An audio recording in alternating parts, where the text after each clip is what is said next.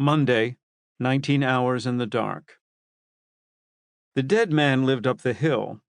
We could have walked if the world wasn't ending and we didn't have to bring him back, but it was, and we did.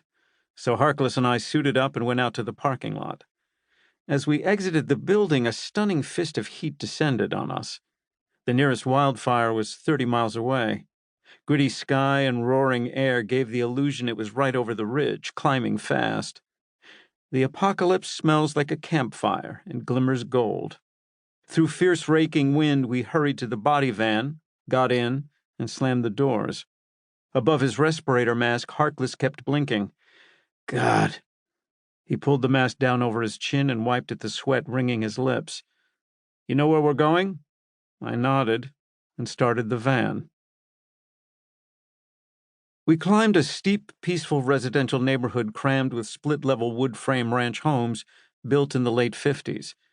Long before anybody could imagine that million-acre fires, killing winds, and week-long blackouts would become a season unto themselves. The houses weren't under direct threat, but tight spacing and a uniform color scheme made them look like rows of matchbooks ready to ignite. No cars on the road, no children playing. Wind pummeled the van, rocking it from side to side. Scottish theme for street names: Aberdeen, Ayr, Dumfries, Inverness. Kilmarnock Court tapered south to a single potholed lane. Then large white painted letters issued a warning: Begin private road. The paving beyond was fresher, darker, glassy.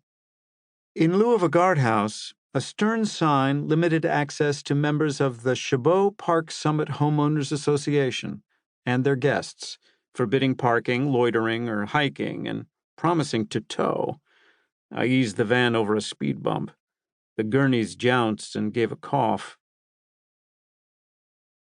Entering the development, we passed through an invisible portal. The aesthetics changed, as did the financial calculus. The guiding principle was no longer efficient rectangles, but relaxed curves, the goal no longer maximizing units per acre, but dollars per unit. Stately new builds shied back behind stone walls and high hedges.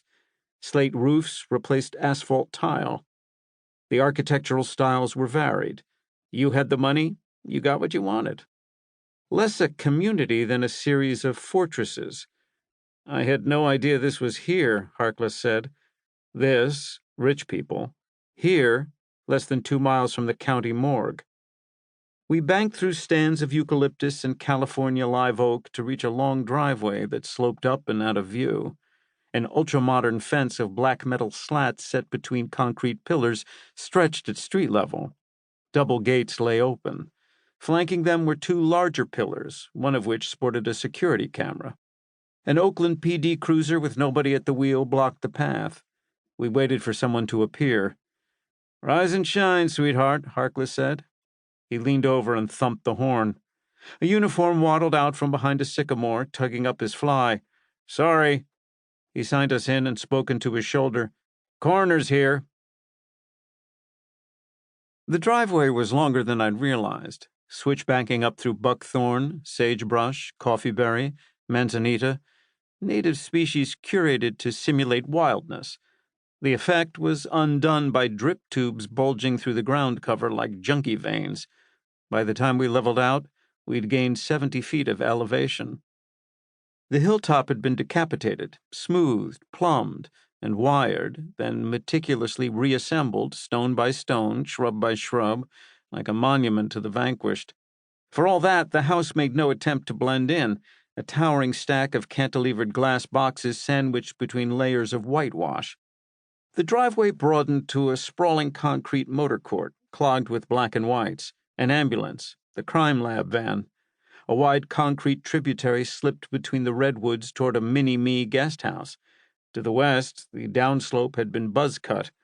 A clear day would give breathtaking views of the bay, the city, all the bridges.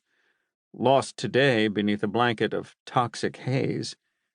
Breathtaking in a different sense. We put on our masks and got out. Harkless hustled up the front steps. I followed with the Nikon slung over my shoulder.